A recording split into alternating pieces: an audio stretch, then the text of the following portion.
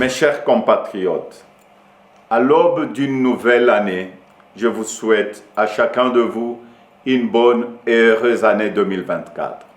Qui dit année nouvelle, dit résolution personnelle. Nous venons de vivre ensemble une histoire qui nous lie à jamais. Je vous remercie tous pour la grande confiance que vous m'avez manifestée tout au long de la campagne où nous avons pu nous parler et dresser de plans d'avenir. Je remercie tous mes alliés pour leur soutien. Je vous remercie tous pour le vote massif que vous m'avez accordé. Au cours de nos rencontres, j'ai constaté que nous voulions tous un avenir meilleur pour nos familles, nos enfants.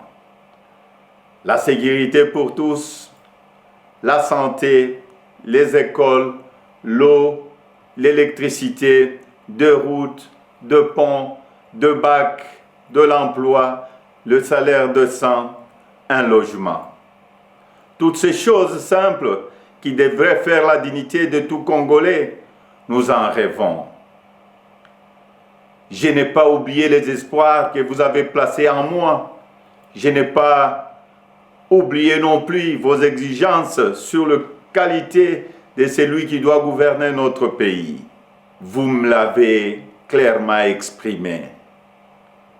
Vous voulez que le pays soit dirigé par des hommes intègres, ayant le sens de la justice et du bien commun. Vous exigez qu'on vous rende compte et qu'on vous associe plus étroitement à la gestion du pays, tant au niveau national, provincial que local. Lors de cette campagne, j'ai pris vis-à-vis de vous un engagement, celui de changer le Congo. Je n'entends pas le trahir. Depuis le braquage électoral du 20 décembre, dont nous sommes tous victimes, nous vivons une énième usurpation de notre souveraineté. De partout, j'entends monter des cris d'indignation, des cris de contestation, des cris de colère, des cris d'exaspération. Au mépris de l'expression populaire, un régime issu de la fraude, de la tricherie et du fait accompli veut s'imposer à nous. Il n'en sera jamais question, absolument jamais.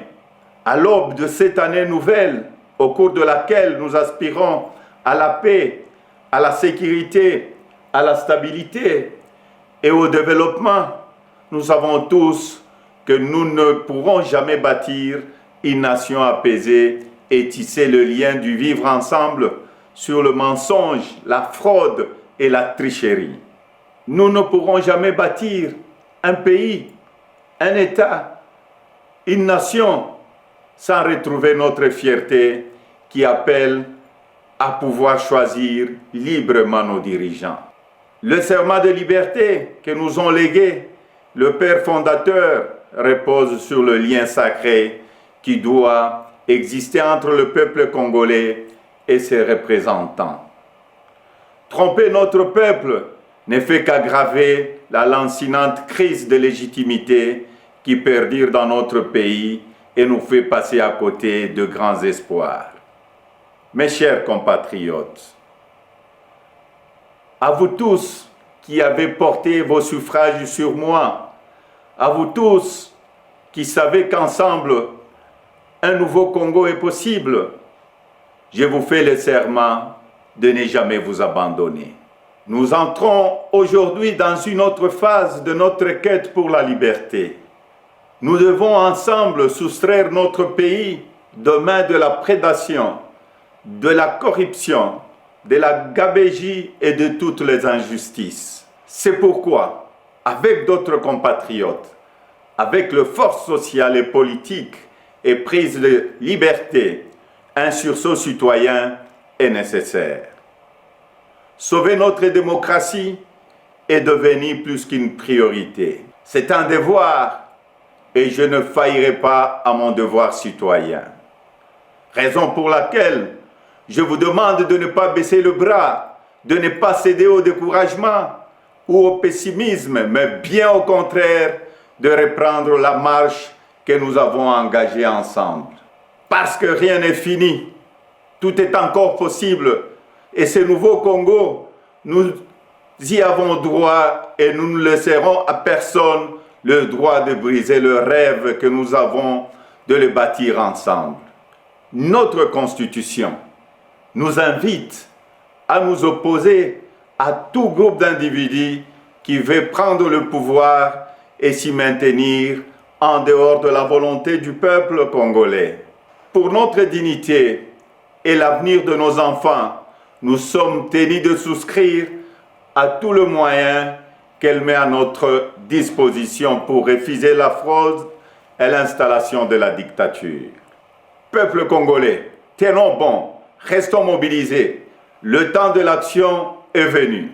Par des actions pacifiques, démocratiques, nous allons résister et reconquérir notre droit le plus légitime, celui de faire échec à la fraude et de reprendre en main notre destin avec les dirigeants de notre choix. Amis partenaires, frères africains, les Congolais n'ont-ils pas le droit de vraies élections? Dites-moi, dans quel pays au monde l'on retrouve des machines à voter entre les mains des candidats du pouvoir et on se précipite à proclamer et à féliciter un vainqueur aux élections? Dites-moi le nom de ces pays. Citez-moi un seul pays au monde où l'on décide de prolonger la période des élections de 11 heures à 6 ou 7 jours et on se précipite ensuite à féliciter le vainqueur. Citez-moi un seul pays dans le monde où on proclame le vainqueur sur la base de bureaux de vote et de machines à voter dont on ne connaît même pas le nombre au jour de l'élection. Personne ne peut s'ériger en complice de cette fraude électorale que nous accepterons jamais. Que vive la République démocratique du Congo, unie, libre et prospère. Merci.